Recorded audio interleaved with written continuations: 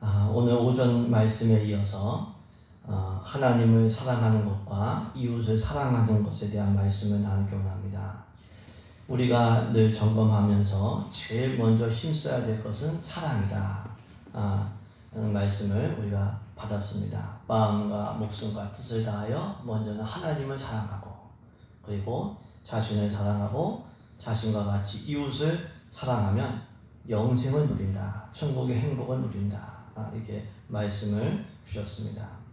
그래서 우리는 늘 사랑으로 존재하고 사랑하면서 살아야 됩니다. 사랑이란 무엇일까요? 사랑이란 돕는 것이다. 가족과 이웃을 사랑한다는 것은 가족과 이웃의 필요를 기꺼이 돕는 것이죠. 또 사랑이란 무엇입니까? 사랑이란 주는 것입니다. 우리가 도우려면은 줄 수가 있어야 됩니다. 자신의 것을 주는 희생이 없이는 도울 수가 없죠. 그래서 사랑은 돕는 동시에 주는 것입니다. 하나님은 우리를 너무나 사랑하셨기 때문에 독생자를 주셨다고 했습니다. 요한복음 3장 16절에 하나님이 세상을 이처럼 사랑하사 독생자를 주셨으니, 사랑은 주는 거죠. 이는 그를 믿는 자마다 멸망하지 않고 영생을 얻게 하려 하십니다. 독생자는 하나밖에 없는 거죠. 우리 하나밖에 없으면 얼마나 귀합니까? 그래서 민주위에서 맨날 기도를 정말 간절히 하시는데, 하나밖에 없는 자녀 얼마나 귀해요. 부모 입장에서는 자신이 죽으면 죽었지 하나밖에 없는 아들을 주지 않겠죠. 근데 하나님은 얼마나 사랑하셨는지 독생자를 주셨어요. 하나님 사실은 전부를 주신 거예요. 창조주께서 피조물을 위해서 전부를 주신 거예요. 이를 통해서 알 수 있는 것은 사랑은 주는 것이다. 사랑할수록 기꺼이 기쁨으로 줍니다. 하나님은 우리를 사랑하시기 때문에 독생자를 주셨습니다. 예수님은 우리 대신 십자가에서 죽게 하심으로 용서를 주셨습니다. 예수님을 믿게 하심으로 영생을 주셨습니다. 사랑은 주는 것이기 때문에 하나님은 우리에게 독생자를 주시고 용서를 주시고 영생을 주셨습니다. 우리에게 귀한 선물을 주신 주님을 늘 찬양하는 우리 되기를 소망합니다. 더 나아가서 야고보서 1장 17절은 이렇게 말씀합니다. 온갖 좋은 은사와 온전한 선물이 다 위로부터 빛들의 아버지께로부터 내려오나니. 딴 데 가서 구하면 안 돼요. 하나님은 우리를 사랑하시기 때문에 온갖 좋은 은사와 온갖 온전한 선물을 주시는 거죠.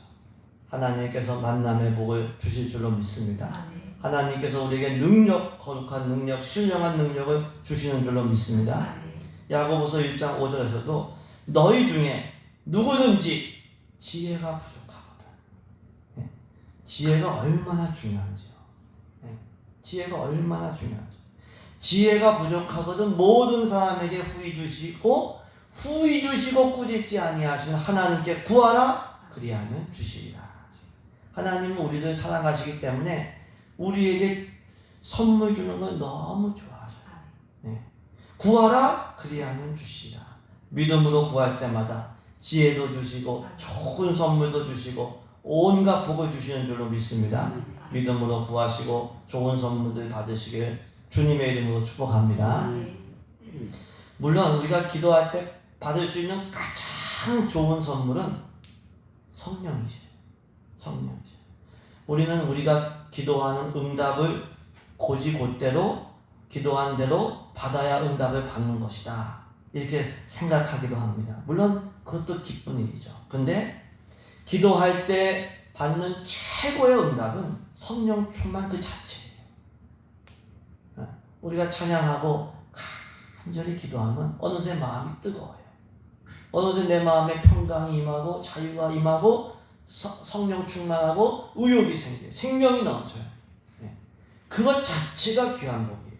그것이 가장 귀한 복이에요. 누가복음 11장 13절에 너희가 악할지라도 좋은 것을 자식에게 줄 알거든. 아버지는 좋은 걸 자식에게 주는데 하물며 너희 아버지께서 하늘 아버지께서 구하는 자에게 성령을 주시지 않겠느냐. 제일 좋은 것은 성령을 주시는. 기도할 때마다 성령을 부어주시는 줄로 믿습니다. 성령은 돈으로 살 수가 없어요. 지식으로 살 수가 없어요. 기도할 때, 간절히 기도할 때, 그때 이미 성령을 부어주시는 거예요. 우리 간절히 기도하심으로 성령 충만 받으시길 주님의 이름으로 축복합니다. 이처럼 사랑은 주는 거예요. 기꺼이 주는 거예요. 그렇기 때문에 하나님은 우리에게 기꺼이 주시는데, 우리가 이웃 사랑을 한다는 것은, 그것은 우리도 역시 이웃에게 주는 거죠. 뭘 줘야 할까요? 마태복음 7장 12절에 무엇이든지 남에게 대접을 받고자 하는데도 너희도 남을 대접하라. 이것이 율법이고 선지자입니다. 받고 싶은 대로 주라는 거예요. 내가 예를 들면 우리가 누구나 사람은 인정을 받고 싶어요. 다 인정받고 싶습니다. 그러면 내가 받고 싶어하는 그 인정을 다른 사람들에게도 주라는 거예요.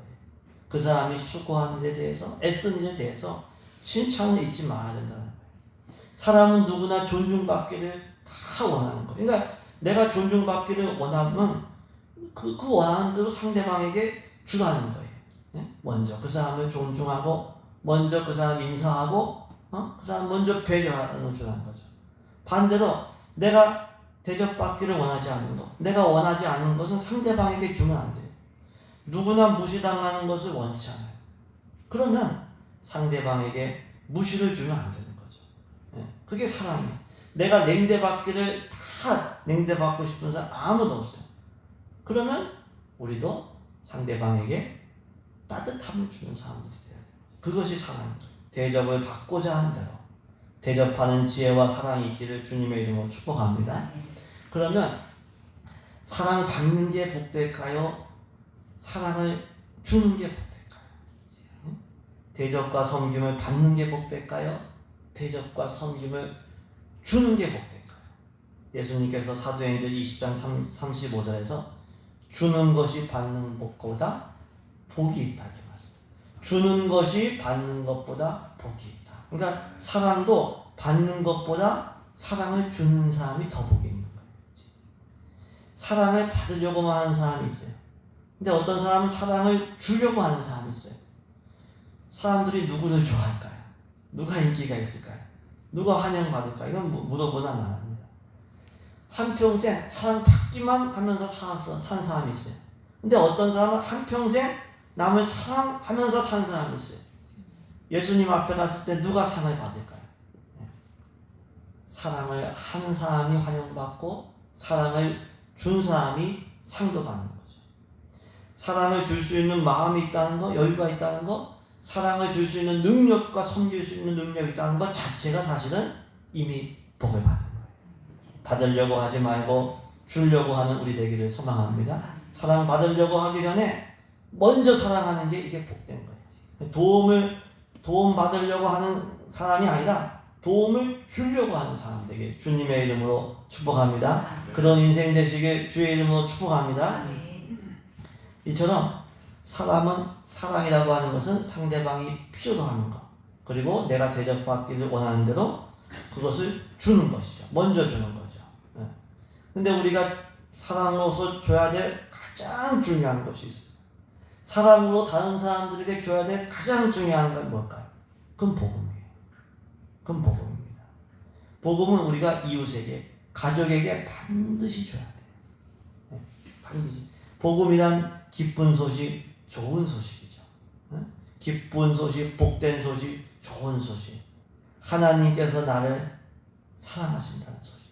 하나님께서 우리를 사랑하신다는 소식. 하나님께서 우리 위에 독생자 주시고 독생자를 통해서 용서를 주시고 영생을 주시고 하나님께서 온갖 좋은 선물과 은사들을 주신다는 소식. 이 복음을 들려줄 때 예수님 믿고 영생 얻는 사람들이 생기는 거예요. 이 복음을 들려줄 때 믿음이 생겨서 기도하는 사람들이 생기는 거예요. 선물을 받는 사람들, 구원받는 사람들이 생기게 되는 거죠. 로마서 10장 17절 믿음은 말씀을 들으면서 납니다. 인간적인 믿음은 한계가 있어요. 물론 복음을 믿으라고 했기 때문에 우리가 막 결단을 하고 의지적으로 믿어야 되지만 성령께서 말씀을 통해 주시는 믿음이 이게 중요해요. 믿음은 들으면서 나요. 근데 복음을 전해주는 사람이 있어야지 우리가 듣잖아요. 그러니까 우리가 이웃들에게 줄 수 있는 가장 귀한 선물, 줘야 될 것은 복음이에요. 가정마다 예배 드리시길 주의 이름으로 축복합니다. 그게 자녀들에게 최고의 선물을 주는 거예요. 재산 주는 것보다 더 좋아요. 더 귀한 거예요. 네? 가족들에게, 이웃들에게 우리가 줄 수 있는 가장 좋은 것 복음. 이 복된 말씀 전하는 우리 모두에게 주의 이름으로 축복합니다. 이처럼 사랑은 주는 거예요. 더 나아가서 마지막으로 사랑은 용서하고 받아주는 것입니다. 하나님은 우리를 사랑하셔서 우리를 있는 모습 그대로 용서하시고 받아주셨어요. 독생자를 희생시키시면서까지 용서하시고 받아주셨어요. 사랑은 용서하고 받아주는 거예요.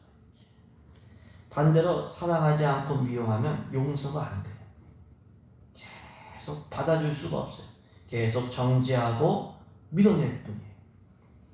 요한복음 8장에 서기관들과 이 바리새인들이 음행 중에 잡힌 여자를 끌고 예수님께 왔어요. 율법을 대는 거예요. 율법이 하면 돌려쳐서 죽이라고 했는데 예수님 보고 이거 시험하는 거죠. 어떻게 하면 좋겠냐고. 예수님께서 뭐라고 말씀하셨냐면 너희 중에 죄 없는 자가 먼저 돌려줘라. 너희 중에 죄 없는 자가 먼저 돌려줘라. 그러니까 양심에 찔리니까 다 슬그머니 다 사라졌어요. 아무것도 없는 것을 보시고 예수님께서 물으시고 너를 고발하던 자가 어디 있느냐? 너 정죄하는 자가 어디 있느냐? 없습니다. 사라졌습니다. 예수님께서 이렇게 말씀하셨습니다. 나도 너를 정죄하지 아니하노니 나도 너를 정죄하지 않으니 가서 다시는 죄를 범하지 마라. 예수님은 정죄하지 않으신다고 했어요. 용서하신다고 하셨어요. 이를 통해서 알 수 있는 것은 무엇입니까? 사랑은 죄인을 용서하고 받아주는. 그래서 하나님께서 우리를 용서하시고 받아주시는 거예요. 물론 죄 자체를 용서하고 받아주는 건 아닙니다. 예수님께서 여자에게 다시는 죄를 범하지 마라. 다시는 죄를 범하지 마. 죄를 범하지 말라고 했어요. 하지만 그 여자에게 그 죄인을 받아줬어요. 용서하고 받아줌으로 새 출발할 수 있는 기회를 주는 겁니다. 누가복음 15장에 나오는 이 탕자의 비유도 마찬가지죠.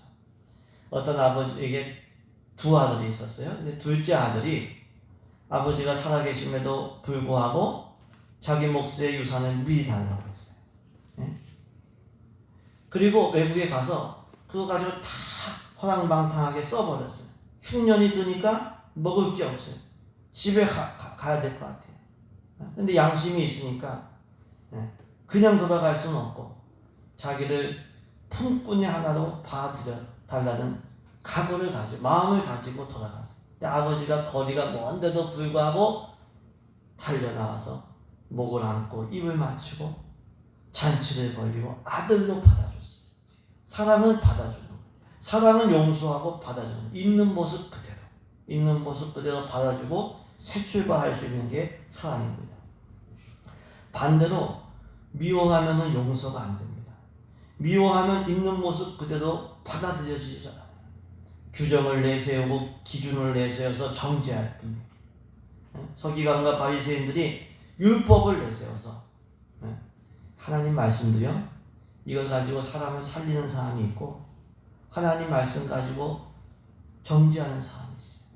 잘못 쓰는 거예요. 칼 가지고 음식 만드는 주부가 있고 칼 가지고 강도하는 강도가 있는 거예요. 율법을 내세우면서 여인을 돌려쳐 죽이려고 했어요. 재산을 허랑방탕하게 쓴 그 동생, 형이죠. 형은 동생을 안 받아줬어요. 그들의 마음은 사랑이 없었기 때문에 미워하고 정죄할 뿐이었습니다. 근데 미워하고 정죄하면 자신도 하나님의 임재 가운데 살 수가 없습니다. 왜냐하면 하나님 사랑이시기 때문에 내가 미워하고 정죄하면은 이게 하나님의 임재가 없습니다. 자기부터가 이제 지옥을 고통을 겪게 되는 거예요. 그래서 우리는 미워하거나 정죄하지 말고 사랑으로 용서하고 받아줘야 합니다. 그런 사람들 되기를 소망합니다. 어떻게 하면은 죄를 범한 가족이나 이웃, 참 부족한 연약한 가족이나 이웃을 사랑하고 받아줄 수 있을까요? 죄인인 우리를 하나님께서 어떻게 사랑으로 용서하시고 받아주는지를 기념해야 돼요. 예수님께서 음행 중에 잡힌 여자를 끌고 와 정죄하는 이들을 향해서 너희 중에 죄 없는 자가 죄 없는 자가 돌려치라. 죄 없는 자가 돌려치라. 자기를 돌아보게 하신 말씀이죠. 자기를 돌아. 죄 없는 사람 아무도 없죠. 하나님 용서 없이 천국 갈 사람 아무도 없죠.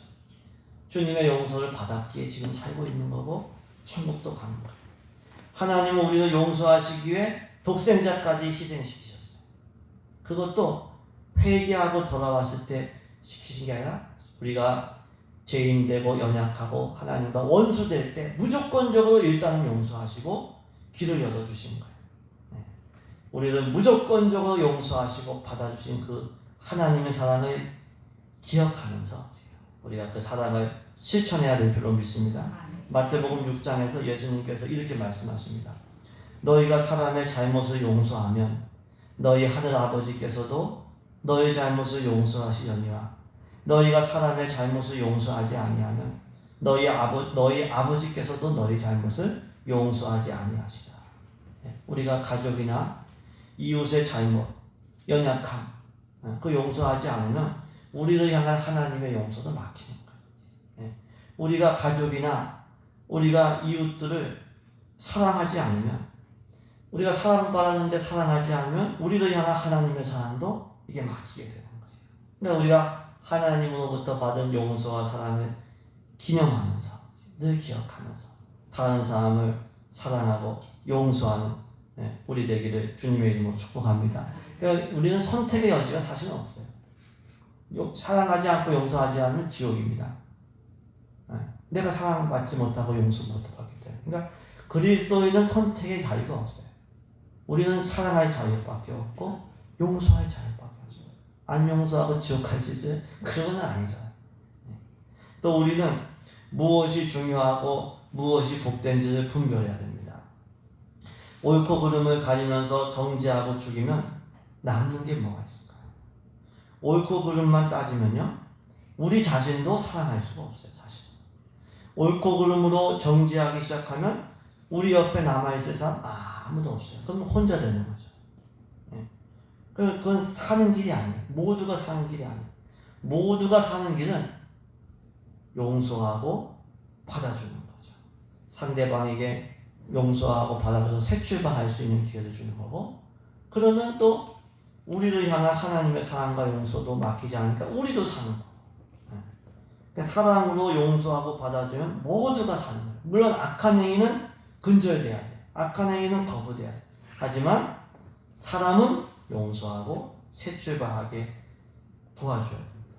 그것이 바른 선택이고 복된 지혜인 줄로 믿습니다. 하늘 아버지의 사랑, 그 사랑을 늘 기억하시면서 우리 자신과 이웃을 용서하고 받아주는 그러한 사랑이 있기를 주님의 이름으로 축복합니다.